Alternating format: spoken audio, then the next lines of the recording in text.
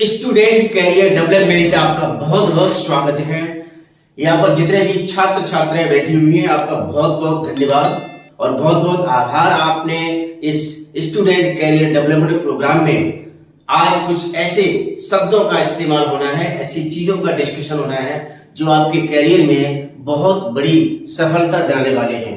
अगर आप pen pencil लेकर आए हैं तो आप अपनी डायरी में सारे पॉइंट्स को नोट करते जाइए, क्योंकि आज आपका सेशन बहुत ही जबरदस्त होने वाला है, जो कि इसमें आपको किस तरीके से अपने करियर को चुनते समय क्या क्या सावधानी ध्यान में रखनी चाहिए, ये आपके लिए बहुत ही इंपॉर्टेंट फैक्टर है आज का। यहाँ पर बहुत सारे पेरेंट्स भी उपस्थित हैं। उन पेरेंट्स को मैं धन्यवाद देता हूं जिन्होंने अपने बच्चे के करियर के लिए बहुत ही प्रयास किए हैं और उनको उनकी मंजिल तक ले जाने में आपकी बहुत ही महत्वपूर्ण भूमिका होती है और आप उसको बखूबी जानते हैं। आज मैं प्रोफेसर डॉक्टर चंद्रशेखर, आज मैं 19.5 ईयर से एजुकेशन सेक्टर में काम कर रहा हूं और मैंने बहुत सारे सेमिनार, बहुत सारे प्रोग्राम किए हैं जहां पर मेरी बहुत सारी सीरीज आती रहती है। मैं स्टूडेंट्स को काउंसिल करता हूं, उनको उनके कैरियर में जहां तक होती है उनको मदद करता हूं। आप में से बहुत सारे छात्र छात्राएं होंगी, अगर किसी को भी कोई डाउट है तो वो सेशन के एंड में हमसे क्वेश्चन पूछ सकता है। किसी भी तरीके की कोई भी जानकारी जिसको लेनी है वो हमसे ले सकता है। पहले आज मैं 1 to 1 आपसे इस चीज का डिस्कशन करने वाले हैं कि आपको अपने कैरियर में कैरियर का चुनाव करते समय, कैरियर मतलब है आप या तो 10th क्लास में हैं या 12th क्लास में या 11th क्लास में। ये सेमिनार उन्हीं बच्चों के लिए है जो अपने भविष्य के लिए अपने ऐसी सपने वो देख रहे हैं जिसमें उन्हें एक अच्छी ऊंचाइयों तक जाना है और वो सिर्फ एक ही माध्यम होता है। अगर आपको प्लेटफॉर्म बहुत अच्छा मिल जाए, प्लेटफॉर्म इन द सेंस कि आपको बढ़िया कॉलेज, बढ़िया एजुकेशन अगर आपकी हो जाती है तो आपको एक प्लेटफॉर्म मिल जाता है, उसमें आपको आसानी से आप अपने मंजिल तक पहुंच सकते हैं। 1 to 1 में डिस्कस करूंगा आपको क्या क्या चैलेंजेस आते हैं। सबसे पहला चैलेंज आता है, आपने अगर 12th क्लास में आप क्लियर कर लिया है, उसके बाद जो मेन चैलेंज है पेरेंट्स के लिए, माता पिता के लिए, वो ये है कि मैं अपने बच्चे का कैरियर कहां बनाऊं और किस कॉलेज में उसको एडमिशन मिले। वो हमेशा उम्मीद करते हैं कि उसका एडमिशन किसी अच्छे कॉलेज में होगा, चाहे आप इंजीनियरिंग के लिए हो या फिर मेडिकल के लिए हो, यहाँ पर आप किसी और कोर्स में एडमिशन लेना चाहते हैं तो आजकल जो एडमिशन है वो बिना एंट्रेंस एग्जामिनेशन के नहीं हो सकता।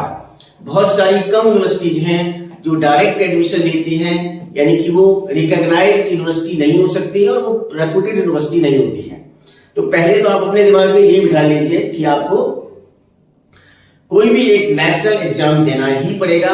चाहे अगर आप इंजीनियरिंग कर रहे हैं के लिए सोच रहे हैं तो आपको जेईई देना पड़ सकता है, आपको सीयूईटी देना पड़ सकता है, आपको सीईटी देना पड़ सकता है, आपको नीट एग्जाम देना पड़ सकता है, आपको क्लैट दे सकते हैं, क्योंकि क्लैट तो ग्रेजुएशन के लिए, बहुत सारे बच्चे हमको ग्रेजुएशन के बैठे हुए हैं, या फिर आपको क्लैट या कैट, ठीक है।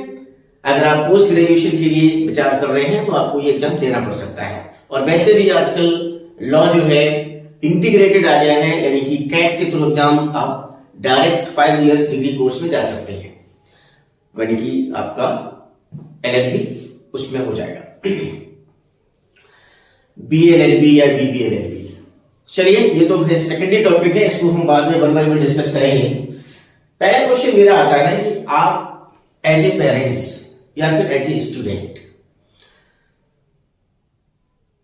जब आप किसी भी कॉलेज में एडमिशन के बारे में सोचते हैं, मैं मानता हूं, तो आपका पहला स्टेप क्या होता है?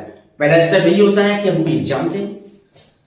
आपने एग्जाम दिया है और आप बहुत अच्छी रैंक लेकर आ गए हैं, बहुत अच्छी रैंक, जिससे काउंसलिंग के थ्रू, आजकल सारी जो काउंसलिंग है वो ऑनलाइन होती है। ऑनलाइन काउंसलिंग के थ्रू आप एक बढ़िया रैंक में जा रहे हैं और आपको डायरेक्ट एडमिशन मिल जाएगा तो आप ठीक ठाक रैंक है। अब बोलेंगे ठीक ठाक रैंक क्या होती है?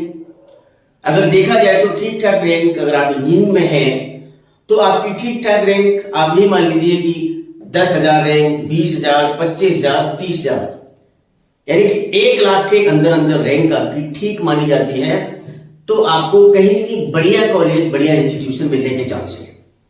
अगर आप मेडिकल में हैं तो आप भी मान लीजिए, उसमें तो 2 ही सपने होते हैं बच्चों के, या तो वो गवर्नमेंट मेडिकल कॉलेज में जाए या फिर सेमी गवर्नमेंट मेडिकल कॉलेज में जाएंगे।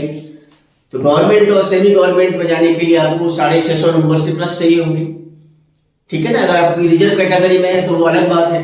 तो कुल मिला के बढ़िया रैंक आपकी मानी जाती है। या उससे कम लाते हैं, 500 450 नंबर लाते हो, तो आपको प्राइवेट कॉलेज में ही जाना पड़ेगा, और वहां जाने के लिए आपके मम्मी पापा को एक बड़ी पॉकेट खाली करनी पड़ेगी, ज्यादा पैसे देने पड़ेंगे, ठीक है ना।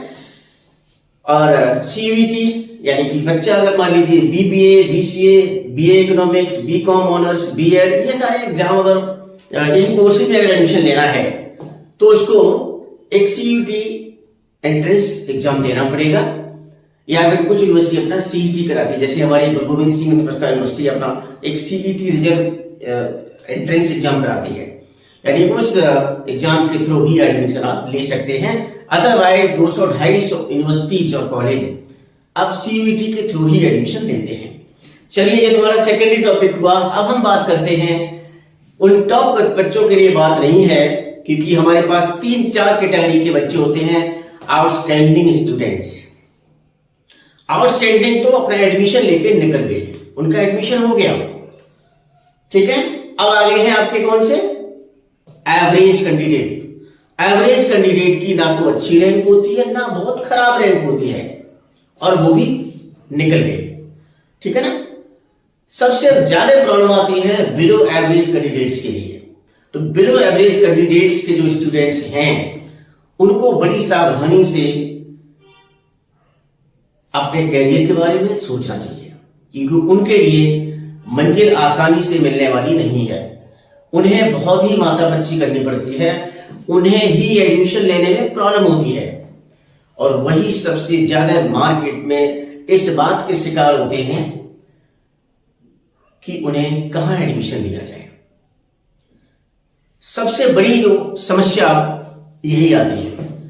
उसके लिए आपको हम अगले वीडियो में ये पूरा एक 1 by 1 एनालिसिस करेंगे कि वहां जाने के लिए आप कैसे जा सकते हैं और कैसे कैसे सावधानियों से बचा जाए, क्योंकि बहुत सारे कॉलेज और बहुत सारे प्राइवेट यूनिवर्सिटीज आपको लुभावने ऑफर देते हैं, अवसर देते हैं, और कहते हैं और अपने आप को सुपर बताने की कोशिश करते हैं।